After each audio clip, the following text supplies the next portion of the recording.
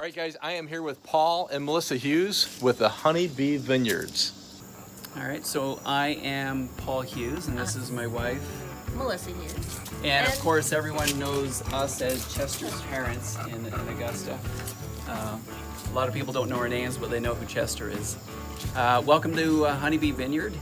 We are only grape growers. We don't make any wine, but we do grow Vidal Blanc, about 3.5 acres roughly.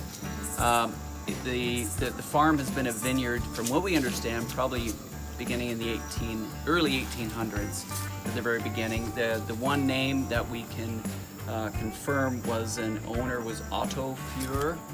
I think we've got some plats from the early 1900s, but we really haven't delved too much into the history of the farm. But that's basically it. It's about 9.25 acres. We're fortunate enough that we're right on the bluff, so we have a beautiful view of the Missouri River Valley. So tell them how you came up with Honey Bee Vinyards. Oh yeah, the name of Honey Bee Vinyards. Of course, everyone asks that. You think we have an aviary growing, raising bees, but that's not the case. Honeybee in Greek is Melissa, the word Melissa. So her name is Melissa, so it's her vineyard. Yeah, so my grandma used to call me her little honeybee, and I didn't want to call it honeybee. I wanted to call it La Chateau Hughes or something like that, and he came up with, it's Melissa's Vineyard, Honey Bee Vinyards. So that's how the name came about, to Honey Bee Vinyards. Yeah, it turned out really good. We really like the logo. It's more of a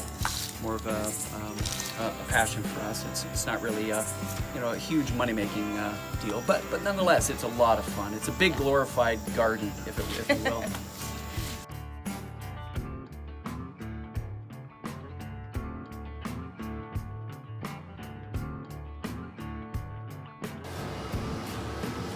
Okay, so we're in the Honey Bee Vineyard Wine Cellar. It dates back to 1860, according to the previous owners, Steve and Janine Hoft. And it has been completely refurbished as far as being livable.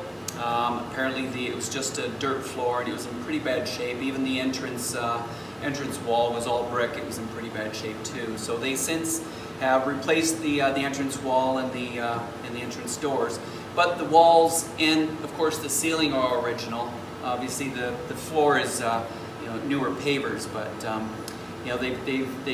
they put a lot of time and love into this thing to make it what it is today.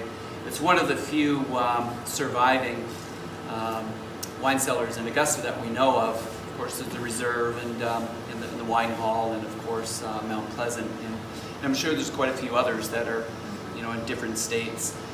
This one here is roughly about 40 feet long, 14 feet wide, and they date back, like I said, to 1860. And some of the cool, interesting features, and I wouldn't have believed it had it not been confirmed by some authorities here who know a lot more about the wine industry than me.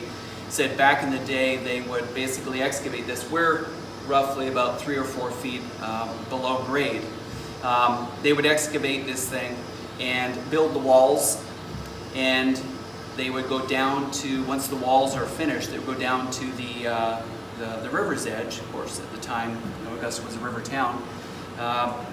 Shovel up sand, river sand, horse and cart it up here, fill this whole void with sand, form the ceiling, and then basically just put the bricks end over end, at least in this case, end over end, right on top of the sand, and that's how they would form it. It would be a perfect barrel, and then when it was all done, the last keystone was installed, then they would go ahead and excavate all of this void out of sand, of course, which means there's probably a whole pile of river sand around here somewhere, just sitting there. Another cool feature: most wine cellars like this in the area will have a fireplace, and it is pretty cool. And you think it would be for ambiance or heat or whatnot during the wintertime, but that's not the case. All it is for is to burn off after the fermentation process is complete. I assume they would have done open vat. I'm not a real authority on that, but there'd be a lot of noxious gases in here, so they would set a fire in here, close the doors, let the fire burn off all the noxious gases. So once they pay attention to the smoke as it's coming out of the chimney, and once it clears out, they know they got a safe place to work and take off the wine and barrel it. Can you tell he's the expert? Or the one that remembers?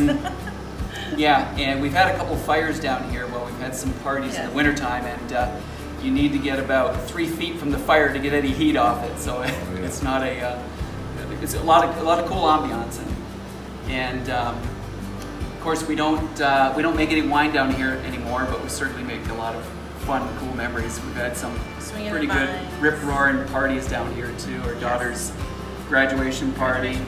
We had a wedding of my daughter Emily's best friend Hannah's. We had a wedding down here for her. Yes. And it's just a fun place. So you see behind us, we've got a tulip tree. So before we even bought the place, we had no idea there was even such a thing as a tulip tree.